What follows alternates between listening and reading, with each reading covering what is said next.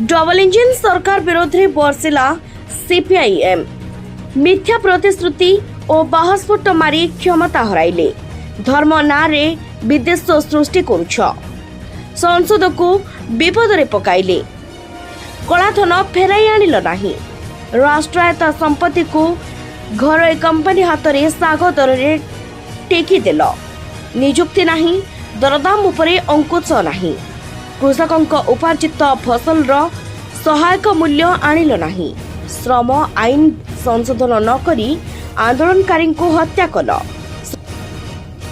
श्रमिकों हक छड़ाई नेल आदि नाराबाजी करा जायछि। सीपीआईएम रो भद्रक जिला तिहिड़ी आंचलिक कमिटीर 11तम वार्षिक सम्मेलन अवसर रे एहिपरि प्रतिक्रिया प्रकाश पाइछि।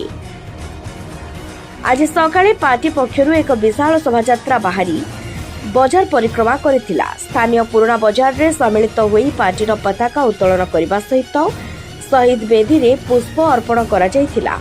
परे शहीद मानक उद्देश्य रे नीरव प्रार्थना करा जिबा परे प्रतिवाद सभा अनुष्ठित होइथिला। एथिरे राज्य संपादक मंडली सदस्य शिशिर कुमार हुईंक समेत जिला संपादक दिव्य सिंह नायक, प्रफुल्ल पाढ़ी, नारायण दास, चंद्रशेखर नायक, विष्णु दास, निर्मल दलई और मलय भोई प्रमुख मंचासीन हुई उभय केंद्र और राज्य सरकार विरोध में मत वक्तव्य रखिथिले। एही सम्मेलन में साथी मानक समेत शताधिक आशाकर्मी, पाचिका और सहायिका सामिल होइथिले।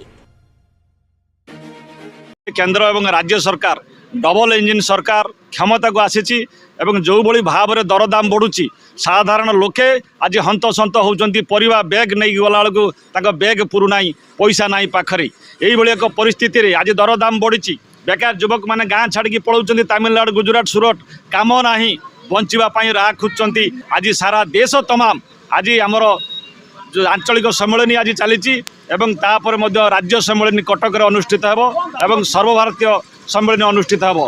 आमर दाबी होउची जे गरीब लोक को सुरक्षा दियो, संविधान को सुरक्षा दियो एवं गणतंत्र रक्षा करो एवं दरदाम कमाओ, बेकार युवक को चाकरी दियो।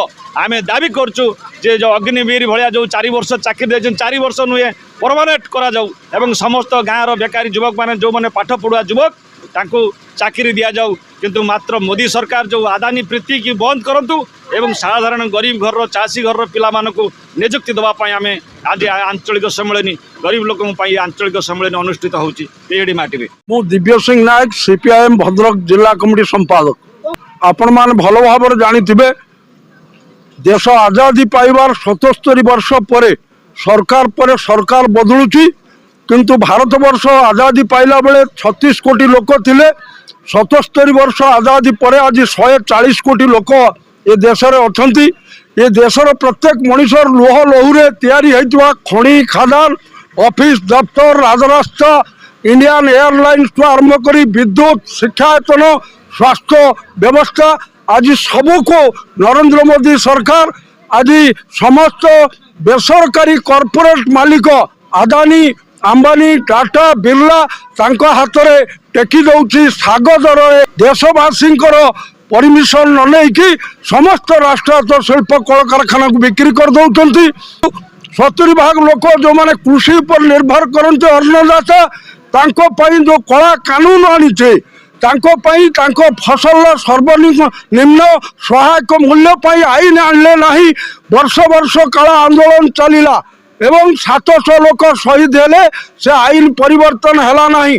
ता विरुद्ध रे आज सीपीआईएम तरफ सारा देश रे जाति धर्म नारे जो विभेद पाचेरी करा जाउची, संविधान पर आक्रमण होउची एवं आपनकर संसदीय गणतंत्र पर आक्रमण होउची। तेणु तारी विरुद्ध रे आंचलिक सम्मेलन तिहिड़ सीपीआईएम तरफ आज अनुष्ठित होउथबारु आमे आज बाजार परिक्रमा करिकरी आसिलु एवं शहीद साथी को सम्मान जणाई लाल पताका उत्तोलन कलु। भारत वर्ष रे विश्व रे पुंजीवादी व्यवस्था साम्राज्यवादी व्यवस्था विरुद्ध रे समाजवाद प्रतिष्ठा करबा पई ये लड़ाई हमर जारी रही। संजय दास का रिपोर्ट उत्कल न्यूज।